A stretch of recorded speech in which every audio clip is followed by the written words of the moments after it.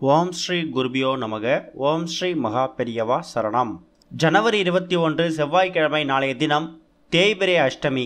இந்த பொருட்களை வைத்து மறக்காமல் இந்த ஒரு தாந்திரிக முறையை செய்தால் போதும், உங்கள் வீடு தேடி பணம் தானாக வரும், கடன் பிரச்சனை காணாமல் போகும். அது என்ன வழிபாட்டு முறைன்னு பார்க்குறதுக்கு முன்னாடி நம்மளோட வீடியோஸாக இப்போ தான் நீங்கள் ஃபஸ்ட் டைம் பார்க்குறீங்கன்னா மறக்காமல் சப்ஸ்கிரைப் பண்ணிக்கோங்க. தொடர்ந்து இந்த மாதிரி அப்டேட் தெரிஞ்சுக்கிறதுக்கு பக்கத்தில் ஒரு நோட்டிஃபிகேஷன் பெல்லை கிளிக் பண்ணி ஆல் அப்படிங்கிறத செலக்ட் பண்ணிக்கோங்க.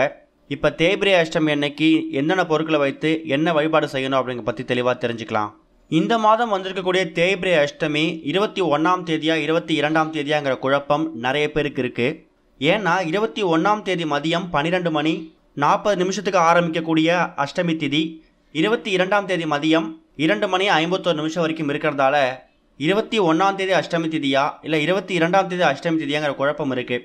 சொல்லப்போனால் திதிகளில் 8வது திதியாக வரக்கூடியது இந்த அஷ்டமி. அப்படி பார்த்தா பௌர்ணமிக்கு பிறகு அதுக்கு அடுத்த நாள்லேருந்து வரக்கூடிய 8வது நாள் ஜனவரி 21ஆம் தேதி நாளைய தினம் செவ்வாய்க்கிழமை தான். அதனால் நாளைக்கு மதியம் 12 மணி 40 நிமிஷத்துக்கு மேலே தாராளமாக நீங்கள் அஷ்டமி திதிக்கான வழிபாடை செய்யலாம். அதுலேயும் இந்த அஷ்டமி திதியில் ராகு கால வழிபாடு ரொம்ப முக்கியம். மதியம் 12:30 மணிக்கு மேலே எல்லாமே அஷ்டமி திதி ஆரம்பிச்சிட்டதால நாளைக்கு செவ்வாய்க்கிழமை 3 மணிலேருந்து 4:30 மணி வரைக்கும் ராகு காலம் இருக்குது. இந்த நேரத்தில் உங்கள் வீடு பக்கத்தில் இருக்கக்கூடிய சிவாலயத்திலேயோ இல்லை எந்த ஆலயத்தில் பைரவர் சன்னதி இருக்கோ அங்கே ராகு கால நேரத்தில் அபிஷேக ஆராதனை நடக்கிறதுக்கான வாய்ப்பு இருக்குது. அதில் போய் கலந்துக்கோங்க. முடிஞ்சால் தேய்பிரை அஷ்டமியில் அந்த அபிஷேகத்துக்கு தேவையான அலங்காரத்துக்கு தேவையான பொருட்களை உங்கள் கையால் வாங்கியும் கொடுக்கலாம். பைரவர், கால பைரவர் அப்படிங்கிறவர் ஒரு காவல் தெய்வம். நமக்கு பயம் பதட்டம் இருக்குது, மனக்குழப்பம் இருக்குது, எதை தொட்டாலும் பயம், இது மாதிரி விஷயங்களுக்கு நமக்கு ஒரு தைரியம் உண்டாகணும்னா நாம் கால பைரவரை தொடர்ந்து வணங்கிட்டே இருக்கணும். அதுலேயும் பில்லி, சூனியம், செய்வினை, ஏவல் இது மாதிரி விஷயங்களால் பாதிப்பு வந்துடக்கூடாது அப்படின்னு நினைக்கிறவங்களும், தொழிலில் வியாபாரத்தில் வேலை செய்யக்கூடிய இடத்துல போட்டி பொறாமை அதிகமாக இருக்குது, போட்டி பொறாமை படிப்படியாக குறையணும் அப்படின்னு நினைக்கிறவங்களும் தேய்பிரை அஷ்டமி தினத்தில் காலபைரவரை வழிபாடு செய்கிறதால அந்த விஷயங்கள் தேய்ந்து போகும். அஷ்டமி வழிபாடு அப்படின்னாலே இப்போ இருக்கக்கூடிய இன்னொரு முக்கியமான விஷயம் என்னென்னா கடன் பிரச்சனையை தீர்த்துக்கிறது. நிறைய பேர் தேங்காய் தீபம் போடுவாங்க, பூசணிக்காய் தீபம் போடுவாங்க, 27 மிளகை சிவப்பு துணியில் கட்டி கடன் பிரச்சனை காணாமல் போகணும் அப்படிங்கிறதுக்காக ராகு கால நேரத்தில் விளக்கு போடுவாங்க. அது அவங்கவுங்க வேண்டுதலை பொறுத்து. அஷ்ட பைரவர் அஷ்ட திக்குகளுக்கும் காவல் தெய்வமாக நின்று நமக்கு வரக்கூடிய கெடுதல்களை வேரோடு அறுக்கக்கூடியவர் காவல் தெய்வம் இந்த கால பைரவர். சிவாலயங்களே பார்த்தீங்கன்னா எல்லா கடவுளையும் வணங்கிட்டு கடைசியாக தான் நம்ம பைரவரை வணங்குவோம். ஆனால் அந்த பைரவர் தான் அவ்வளோ பெரிய சிவாலயத்துக்கே காவல் தெய்வமாக இருக்கக்கூடியவராம். இப்போ நம்ம சொல்லக்கூடிய இந்த தாந்திரிக முறை இருக்குல்ல, இதை ஜனவரி 21ஆம் தேதி செவ்வாய்க்கிழமை அஷ்டமி திதி 12 மணிக்கு மேலே 12:30 மணிக்கு மேலே ஆரம்பிச்சதுக்கப்புறம் நீங்கள் செய்யலாம். ஒருவேளை செவ்வாய்க்கிழமை 12:30 மணிக்கு மேலே செய்ய முடியலையா, புதன்கிழமை ஜனவரி 22ஆம் தேதி மதியம் 2 மணிக்குள்ளே செஞ்சுடுங்க. ஏன்னா 2 மணி வரைக்கும் அஷ்டமி திதி இருக்குது. கூடுமான அளவுக்கு செவ்வாய்க்கிழமையில் செய்கிறது கூடுதல் விசேஷம், அதை மறந்துடக்கூடாது. பொதுவாக இந்த செவ்வாய்க்கிழமையை செவ்வாய் பகவானை வணங்கும் போது ருணம் அப்படின்னு சொல்லக்கூடிய கடன் பிரச்சனையை தீர்த்துக்கிறதுக்காக நம்ம பயன்படுத்திப்போம். ருணம் தீர்க்கக்கூடிய ருண விமோச்சன அஷ்டமி அப்படிங்கிறதே செவ்வாய்க்கிழமையில் வரக்கூடிய இந்த தேய்பிரை அஷ்டமியை பயன்படுத்திக்கலாம்.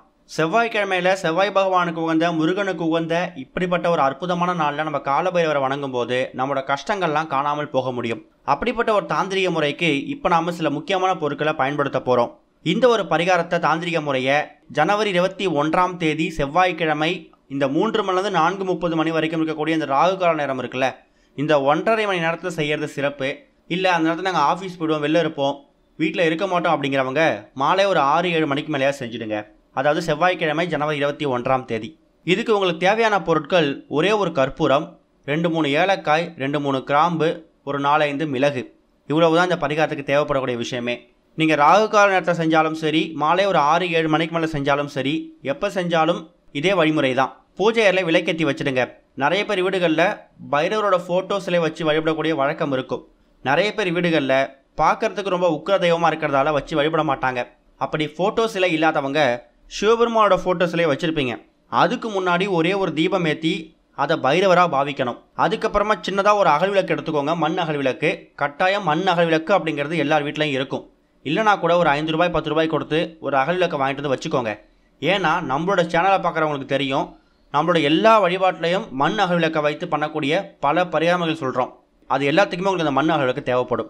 அதே மாதிரி 2 மண் அகல் விளக்கு எடுத்து ஒரு மண் அகல் விளக்கில் ஒரே ஒரு கற்பூரத்தையும், இன்னொரு மண் அகல் விளக்கில் கிராம்பு, ஏலக்காய், மிளகு இந்த 3 பொருட்களையும் வச்சுடுங்க. வச்சுட்டு மனசார முதல்ல சிவபெருமானை வணங்கிட்டு அதுக்கப்புறமா காலபைரவரை வணங்கணும். காலபைரவர் அப்படிங்கிறவர் யார்? நம்மளோட கஷ்டங்களை வேரோடு அறுக்கக்கூடியவர், கடன் பிரச்சனையை தீர்க்கக்கூடியவர். இப்படி உங்களுக்கு என்னென்ன பிரச்சனைகள் இருக்கோ, பயம், பதட்டம், போட்டி, பொறாமை, பில்லி, சூனியம், ஏவல், இது மாதிரி விஷயங்கள் என்னென்ன இருக்கோ அது எல்லாத்தையும் காலபைரவர்கிட்ட ஒப்படைச்சிட்டு கற்பூரத்தை கொளுத்துங்க. அந்த மண் அகழ்விளக்கில் கற்பூரம் வச்சுருக்கீங்களே, அந்த கற்பூரத்தை கொளுத்தி இன்னொரு சின்ன கிண்ணத்தில் ஏலக்காய், கிராம்பு, அப்புறம் மிளகு வச்சுருக்கீங்களே, அது எல்லாத்தையுமே அப்படியே எடுத்து அந்த கற்பூரத்தில் போட்டுருங்க. அந்த கற்பூரம் அந்த ஜோதி எரியும் போது அந்த வாசம் உங்கள் வீடு முழுக்க பரவும். அப்படி பரவும் போது உங்கள் வீட்டுக்குள்ளே இருக்கக்கூடிய எல்லா கெடுதல்களும் படிப்படியாக குறையும். கற்பூரம் அப்படிங்கிறது ஒரு தெய்வீக சம்மந்தப்பட்ட விஷயம். எல்லா தெய்வீக சம்மந்தப்பட்ட விஷயங்களையுமே கற்பூரத்தை பயன்படுத்துவாங்க. ஏலக்காய் பணவசியம், ஜனவசியம் ரெண்டுத்துக்கும் பயன்படுத்தக்கூடிய ஒரு பொருள். கிராம்பு மகாலட்சுமி தாயார் அம்சம் பொருந்திய ஒரு பொருள். மிளகை பற்றி சொல்லி தெரிய தேவையில்லை. பைரவரோட எல்லா வழிபாட்டிலையும் மிளகை பயன்படுத்துவாங்க. 10 மிளகு இருந்தால் பகர் வீட்டில் சாப்பிட்லான்னு சொல்லுவாங்க இல்லையா, அந்தளவுக்கு மருத்துவமும் அதே அளவுக்கு மகத்துவம் நிறைந்த ஒரு பொருள் தான் மிளகு. காலபைரவர் வழிபாட்டிலையும் வாராகியம்மன் வழிபாட்டிலையும் இந்த மிளகுக்கு முக்கியத்துவம் இருக்குது. கடன் பிரச்சனையை வேரோடு அறுக்கக்கூடிய தாந்திரிக முறை பரிகார முறையில் இந்த மிளகுக்கு முக்கிய பங்கு இருக்குது. அதனால் மிளகையை அதில் போட்டு எரிக்கிறீங்க. இப்படி எல்லா பொருட்களையும் சேர்த்து இந்த தாந்திரிக முறை செய்யும்போது உங்களோட பிரச்சனை எல்லாமே அந்த ஜோதி எரிந்து காற்றோடு கரையுதில்ல, அது மாதிரி உங்கள் கஷ்டங்கள்லாம் கரைந்து போகுமா. இதுதான் இந்த தாந்திரிக முறை வழிபாட்டு முறை செய்யறதுக்கான முக்கியமான நோக்கமே. இதை செவ்வாய்க்கிழமை ஜனவரி 21 அஷ்டமி தேதி மதியம் 12:40 மணிக்கு ஆரம்பிச்சதுக்கு அப்புறமா முடிஞ்சால் ராகு கால நேரம் 3 மணிலேருந்து 4:30 மணிக்கு செஞ்சுடுங்க. முடியாதவங்க செவ்வாய்க்கிழமை மாலை ஒரு 6-7 மணிக்கு மேலே செய்கிறது ரொம்ப விசேஷம். கட்டாயம் தேய்பிரை அஷ்டமி அன்னைக்கு நீங்கள் கோவிலுக்கு போயிட்டு பைரவரை வழிபடுறது ரொம்ப முக்கியம். பைரவருக்கு சிவப்பு நிற மலர்கள்னால் ரொம்ப பிடிக்குமா. அது செவ்வரளி மலராக இருக்கட்டும், செம்பருத்தி பூவாக இருக்கட்டும், உங்ககிட்ட சிவப்பு நிறம் என்ன மலர் இருக்கோ அதை எடுத்துகிட்டு போயிட்டு பைரவருக்கு சமர்ப்பிச்சுட்டு வாங்க. அதே மாதிரி பைரவர் ஒரு வாசனை பிரியர். இந்த பன்னீர், அரகஜா, புனுகு, சந்தனம் இது மாதிரி விஷயங்கள் எல்லாத்துலேயுமே பைரவ கடாட்சம் இருக்குமா. அந்த பொருட்களை அஷ்டமி தினத்தன்னைக்கு தேய்பிரை அஷ்டமி அன்னைக்கு உங்கள் கையால் பைரவர் சன்னதிக்கு வாங்கி கொடுத்தீங்கன்னா அதை அவங்க அன்றைக்கோ இல்லை அடுத்ததாக வரக்கூடிய அஷ்டமி திதிகள்லையோ அதை பயன்படுத்துவாங்க. அது மூலயமா பைரவரோட அருள் உங்களுக்கு பரிபூர்ணமாக கிடைக்கும். அதுபோக பைரவரோட வாகனம் என்ன? நாய். நீங்கள் நாளைய தினம் கோவிலுக்கு போனாலும் சரி, இல்லை உங்கள் வீட்டு பக்கத்தில் சுற்றி திரியக்கூடிய நாய்களுக்கு ஒரு பாக்கெட் பிஸ்கட் இல்லைனா எச்சில் படாத உணவை உங்கள் கையால் சமைத்து அதை நாய்களுக்கு பரிமாறுங்க. யார் ஒருத்தவங்க அவங்க வாழ்க்கையில் தொடர்ச்சியாக நாய்க்கு உணவளிக்கிறாங்களோ அவங்களுக்கு எதிரிகள் தொல்லையே இருக்க மாட்டாங்களாம். அப்படி வரக்கூடிய தொல்லைகள் இருக்கிற எதிரிகள் தொல்லை அது எல்லாமே காற்றோட கரைந்து போயிடும். அந்த அளவுக்கு நாய்க்கு உணவளிக்கிறதால ஒரு சக்தி இருக்குது. தேய்பிரை அஷ்டமி தேதி அன்னைக்கு மட்டும்தான் நாய்க்கு உணவளிக்கணும் கிடையாது. தினமும் ஒரு 5 ரூபாய் பிஸ்கட் பாக்கெட் இல்லை 3 ரூபாய் பிஸ்கட் பாக்கெட் தான் இருக்கா, அதை தினமும் கொடுத்துட்டு வாங்க. இல்லை வாரத்துக்கு ஒரு 3 முறையாவது கொடுங்க. கூடிய சீக்கிரம் உங்களை சுற்றி இருக்கக்கூடிய எதிரிகள் எல்லாமே நண்பர்களாக மாறிடுவாங்க. இல்லைனா அந்த எதிரிகள் உங்களை விட்டு விலகி போயிடுவாங்க. இந்த ஒரு தேய்பிரை அஷ்டமி ஜனவரி 21 வரக்கூடிய நாளைக்கு இந்த ஒரு தாந்திரிக முறையை செய்து உங்களோட கஷ்டங்களை கரைந்து போகிறதுக்கு முயற்சி பண்ணுங்கள். ஓம் ஸ்ரீ குருபியோ நமக. ஓம் ஸ்ரீ மகா பெரியவா சரணம்.